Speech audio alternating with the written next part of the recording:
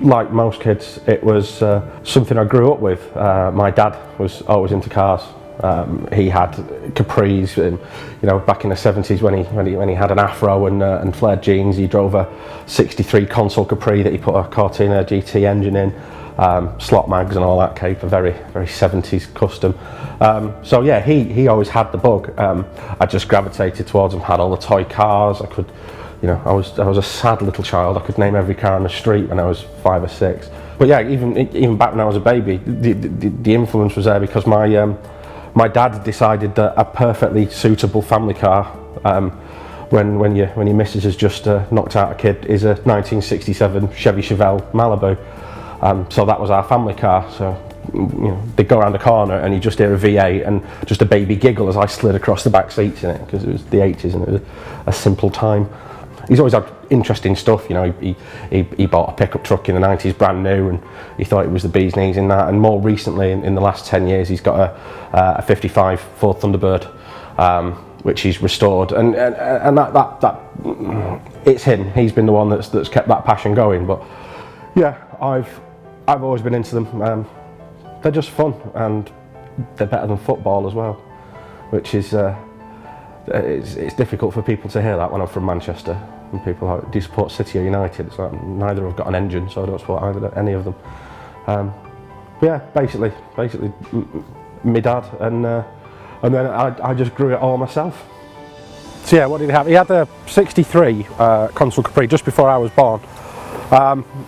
Very rare car now, and it's still out there somewhere. It still exists. It was sawned in 1992, and it's still in a garage somewhere. I'd love to find it, but it'll probably be rusty in the car. I'd probably want £14 million for it. Yeah, it was a nice old thing. Of course, he's got the Thunderbird now, which is a 1955 Thunderbird. So very much like the one the lady drives in American Graffiti, but his is black, and he's my dad, not a lady. But nice car. It'll be mine one day. Joys of being an only child. That or it'll be buried in it just to spite me. First and foremost, and it's advice I'd give to anyone, is if you want to do this, you've got to love writing. And I always have. I've always liked words and playing with them and learning new words and new definitions and new ways of putting things together. It's always interested me. And, I wasn't particularly academic, but I always shone through at writing. I was even published at 12. I was a published poet in a book that they made from all the local schools, and they took the best poems and put them in there, and I was one of them. And needless to say, it was about cars. I'm no Wordsworth, so I wasn't going to go into a career of poetry. But I always read car magazines, and at the time, we're talking the 90s here. Car magazines were massive. You had your Max Powers and your Revs. I idolised Revs, and I loved that style of writing. It brought you into it. It made you feel like more than a reader, and that was exciting. And they did silly things with cars. They built a Bang Racer, and they had all these mad modified things, and it was really inspiring. And we used to plot with friends at school how we'd build a Fiesta and get it featured in a magazine, ignoring the fact we were 14. But we always dreamt of it. And yeah, little did I know it would actually turn into something, but the seed was sown at a very early age for doing that kind of thing. That's the first thing I ever had in a magazine. This is career genesis, if you will. Terrible picture. I don't know anything about road rallying, but it was something to do. In fact, I think they changed most of that, but it's got my name on it, so I don't care. Even as a kid, I loved cars, and I wanted to work with them. So I got a Saturday job.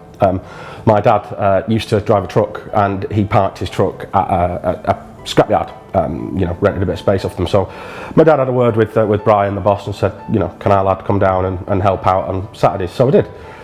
20 quid for the day, which is like £14,000 when you're a teenager. And it was great. I loved it. I've always had this propensity towards smashed up old crap. So I was in my element, and people come in the yard and be like, have you got any Saabs, or have you got any Escorts? And I'd walk around the yard in the morning. I'd know everything that was in there. It was hard work, and it was a bit dangerous. A Saab 99 nearly fell on me once.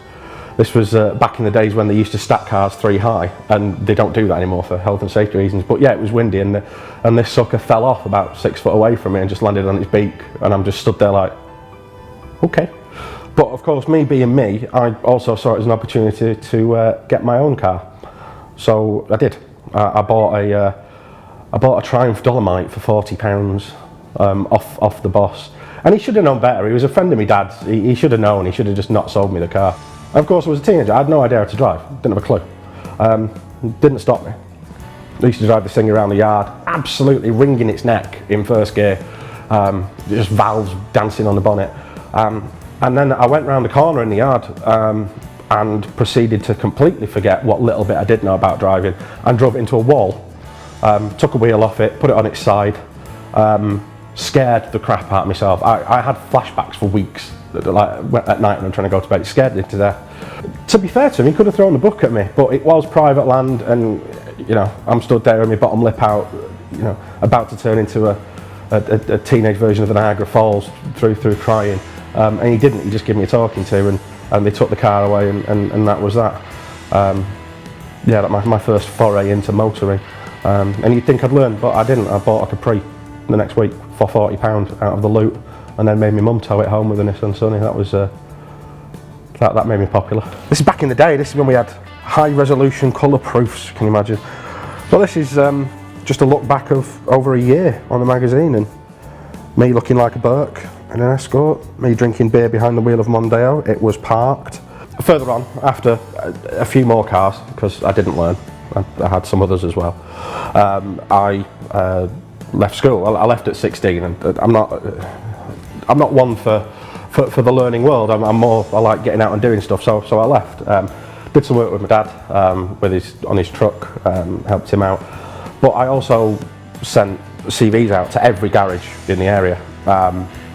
You know, this was back in the day before recruitment agencies and all that nonsense. So you could do that and get in touch with people.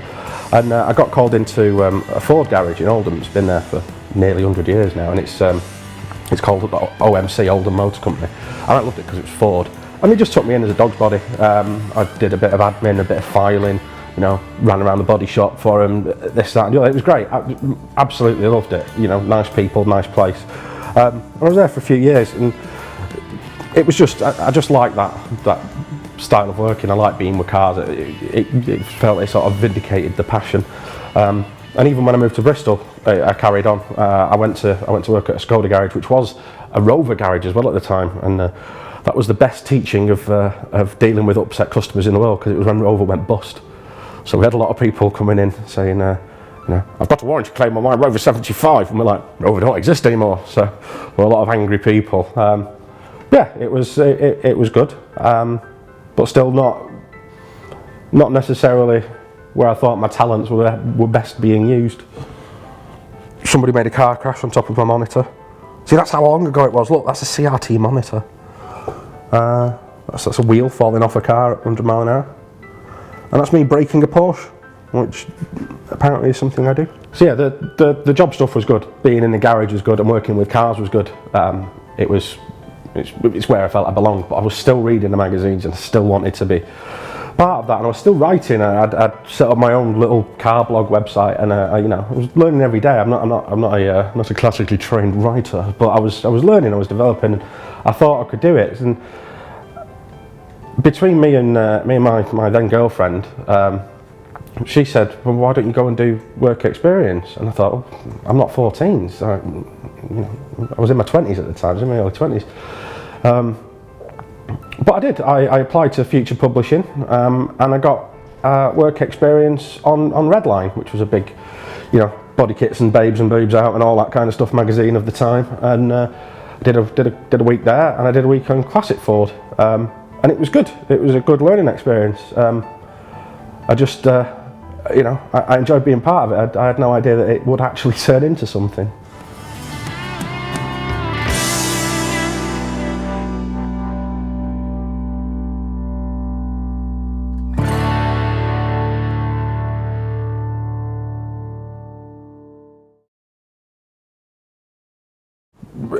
Did Classic Ford, which obviously spoke to me because I was a Ford person at the time. I had a Mark II Capri. But yeah, it was good. I learnt the craft. Went on a Thrash photo shoot at Bruntingthorpe, so we had cars everywhere. And funnily enough, they were filming that as well for a Duke fastest Fords DVD or something. So it was all going on. But it was great, and they let me write things as well, and they made it into print, which was, they didn't spell my name right, they never did. But you know, it was, you could tell it was sort of me, so that was exciting. But yeah, walking around all that and being immersed in that, and you know, they really let me get stuck in and write stuff and be a part of the team, and you sort of walk around in that, and I was just thinking, I like this, but I was also thinking, I could do this. It was just, you know, wondering how the hell do you get into it. It's not an easy thing to get into. There's not, you know, there's not always a million jobs going for. Certainly at the time there wasn't. Obviously there is now with every Tom, Dick and Harry having a website. It's easier now, but to get into print back in the day was tough. But you know, took everyone's name, took everyone's number, and the plan was to just keep pestering them and see where we could go with it. I did a feature for them. I did a freelance feature. You know, they paid me cash monies for it. When was this? February 2007. And it was this chap's 100E with a Capri V6 in it. Can't remember his name now. Andy Ford. Yeah, good name. Yeah, shot that in Gloucester at the docks. Great car, lovely man. Lovely photographer too. Simon Dodd, no longer with us unfortunately. But nice chap. But yeah, it was good. That was my first proper photo shoot. That's what got me into it and got me excited for magazines. So at the time, I'd done the work experience, loved it, wanted to be a part of that world. Applied for everything, but it's like trying to get debt. It's difficult to get more debt without debt, you know, unless you've got it already. And to get in a magazine, it's difficult to get in a magazine unless you've been on a magazine. So it was very hard. But I plugged away. And at the time, I was part of a forum that's still going called Old School Ford, which is where people from Dagenham talk about 13-inch wheels on Mark 1 Escorts because they're cool. But it's, you know, nice community, had some shows, met some people, so on and so forth. And at the time, Ben Morley, who's still the editor of Retro Ford, used to post on there. Anyway, this guy was selling a Mark 2 Escort van, you know, restoration project or something. And Morley piped up on there, and he's like, you know, I can't give you your £4,000 or whatever it was. He said, but I will raise you like an otter and 3 ducklings. And then I chipped in, and I said, I don't want. I'll raise your otter and 3 ducklings. I'll give you every other Tuesday and the dreams of some squirrels, and just completely surreal, bizarre things. And it went on and on and on, and people loved it, and he loved it. And he emailed me and asked me if I wanted to come in for some work experience, because it was at the time where his boss had left, so there was a space on Retro Ford. So through some online surreal something that had confused Monty Python conversation, I ended up getting an interview and doing some work experience, and I did it, and it turned into a job. So yeah, I was features editor on Retro Ford. The only problem was it was in Kent, but it didn't stop me. Some covers, I did those on my own. Those magazines. That was Ben was ill for a few months, really ill, and I had to take over the helm, so I put those together. That was stunning. The guy built cars on a regular basis, but that was absolutely magnificent. Was it an Escort? Yeah, absolutely stunning that. But way out of my league in terms of ability to build and afford. When I got the job on Retro Ford, yeah, I had to sleep in the car. I couldn't afford a second place to live, which was a bizarre thing to do.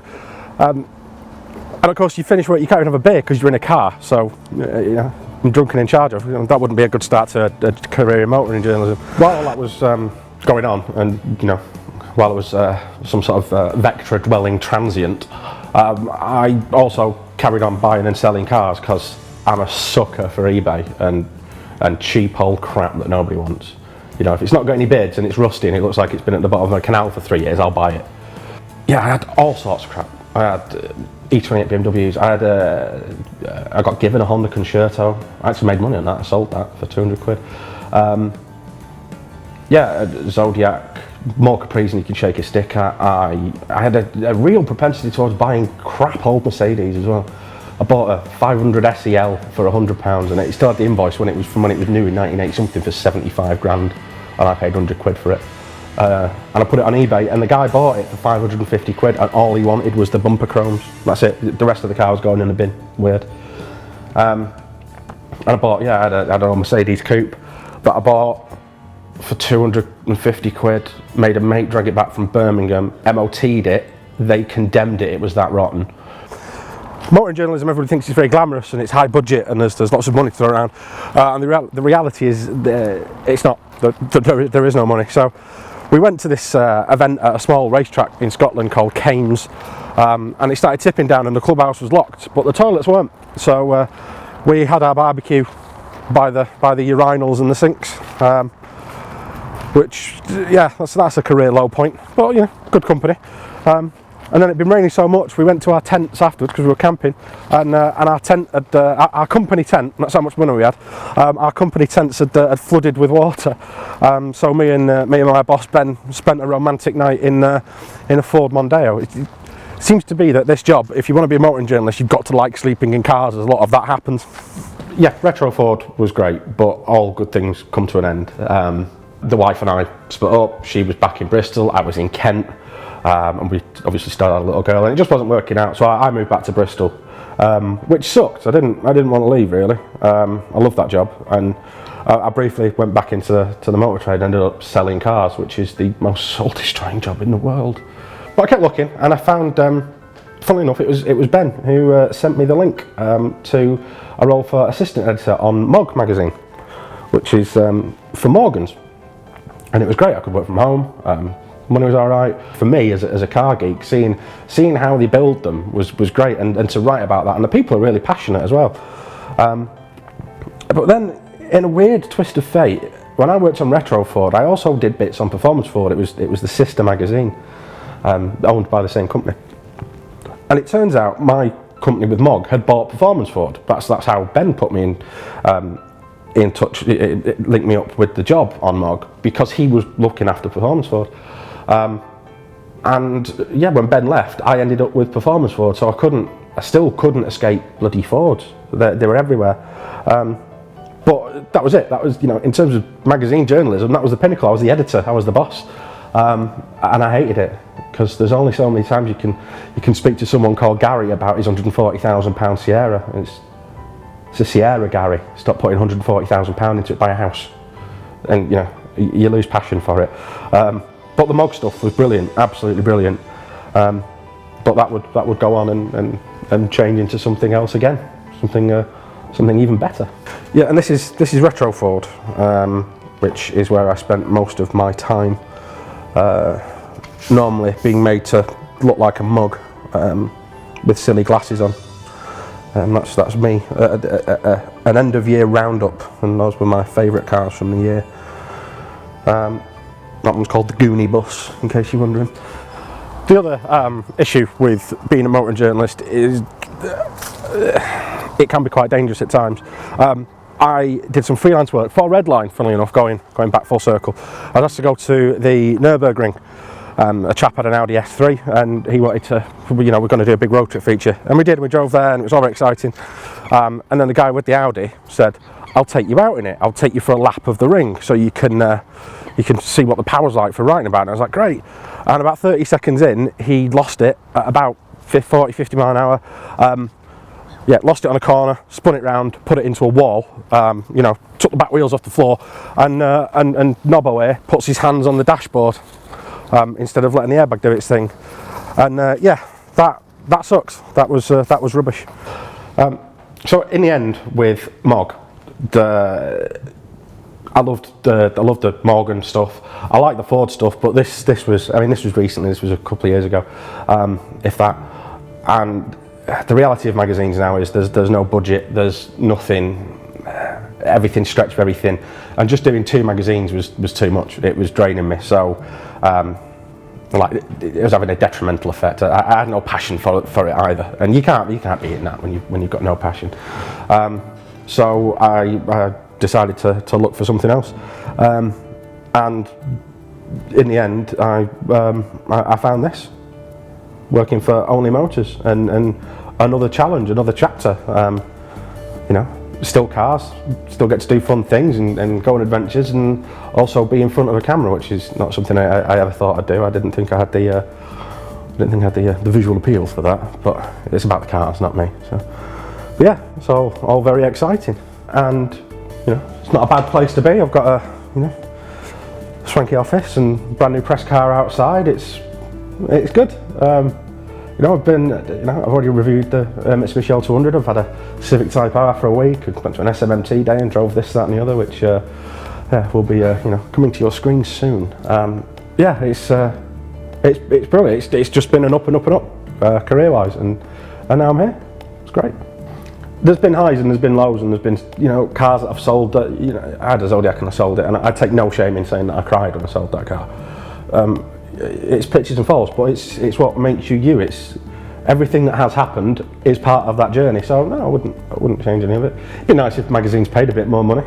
I'd like to start buying clothes from somewhere that's not Asda, but I've got the best job in the world, so I'll stick with me Georges underpants and not work in a call centre. So yeah, happy with it.